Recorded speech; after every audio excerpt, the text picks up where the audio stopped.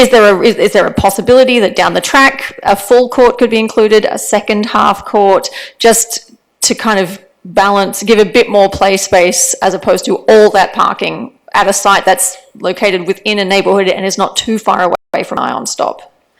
There's actually a full court being planned in Heasley Park right across the street. And we're lining up, the project manager from that project and I are working together so that we line things up so that people will cross the street easily, and there's a sort of a way to get across. So it's coming, and I believe it's scheduled for 2020 construction as well, if not sooner. That's great, thank you. That came into effect after the last bylaw was passed, and to create some efficiencies where they're permitted through public procurement legislation and the trade agreements. So I won't go through them all in detail, but some high-level ones. For non-competitive and limited procurements, the terms single source and sole source procurements have been replaced with a new definition of non-competitive. No one really knew what a single or sole source difference was anyway, so this is clearer. And the term limited procurement now refers to what was formerly known as an invitational procurement method. So that's not open, we don't have to advertise for everyone. The threshold when we can undertake a non-competitive or limited procurement is requested to be increased to 100,000, and that is the lowest allowable amount that's permitted under the trade agreements. The trade agreements actually allow non-competitive and limited procurement for construction at a value of 250,000. The efficiencies created by doing this enables city staff to focus more of their time on the higher value, more complex procurements. In addition to procurement staff, when we evaluate RFPs, we need at least 3 evaluators, and they need to look at RFPs, score them, attend review meetings. So there's a lot of time spent on some low value procurements. It also, it helps our supplier community. So again, for low cost RFPs, there's cost, time and effort put into by suppliers to respond to RFPs. We're trying to alleviate some of that. It allows us to utilize contractors or consultants who may have specialized knowledge on a project. So we may have used them in the past.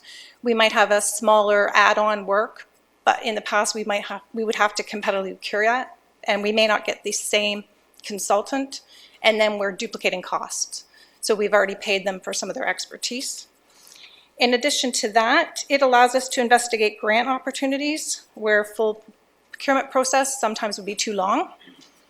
It allows us to direct award to local suppliers when warranted, and it allows us to undertake pilot projects or expand the reach of the pilot projects. So it was difficult with pilot projects before because we had an upset limit of 25,000, and some of them carry on longer and longer, and we're spending more than 25,000. We're also introducing a contractor performance management section. This section, we're developing a performance evaluation program, and it'll give us a clearly documented process, and it'll allow us to reward good behavior from consultants and contractors through some scoring, but it'll also give us a mechanism when we're having challenges to have a supporting documentation so we could perhaps suspend them for a period of time. And finally, the procurement of consulting services. We've just amended this section to provide a bit more flexibility for consulting services so that we can use, in addition to RFPs and VORs, we can use multi-use lists, standing arrangements, and the value is also requested to be increased to $100,000 when we actually need to do a formal RFP.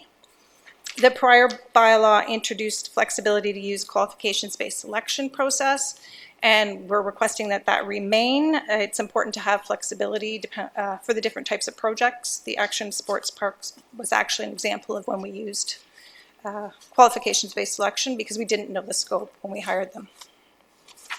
So that's the high-level overview. Questions?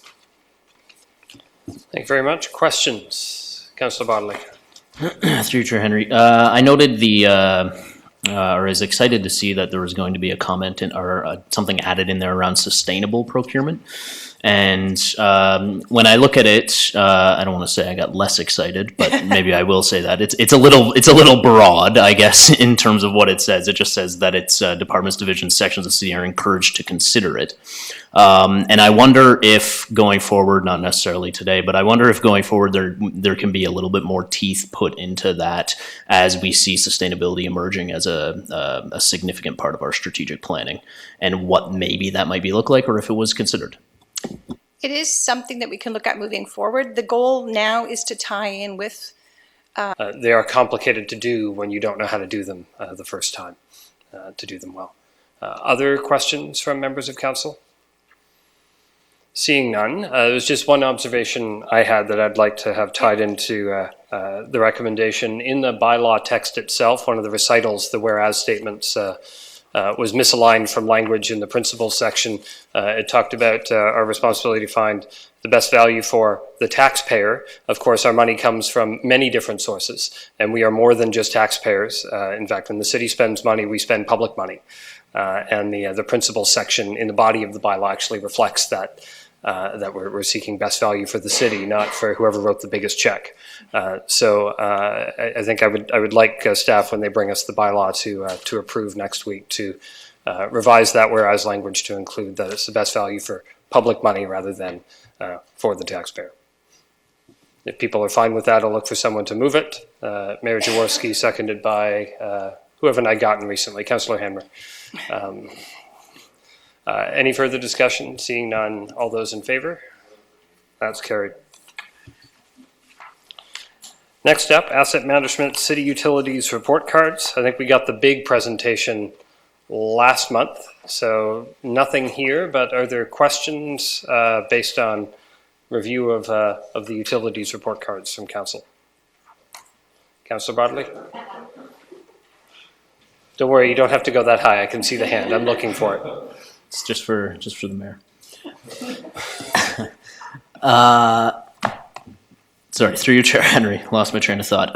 With the stormwater management ponds, I'm curious. A lot of times the stormwater management pond itself has the asset for what its intended use is, but there's also often trails and things like this surrounding the stormwater management pond that are more community based. Does that element fall within the stormwater management pond asset, or does that fall within the parks department? Through you, Chair Henry, to Councillor Bodley. At this time, those types of details are being worked through with the different departments and SMEs to determine, because there's times where Parks wants to own it and there's times where Stormwater wants to own it. I would advocate, if I can, sorry, through you, Chair Henry, I would advocate that it probably makes more sense in parks. In stormwater,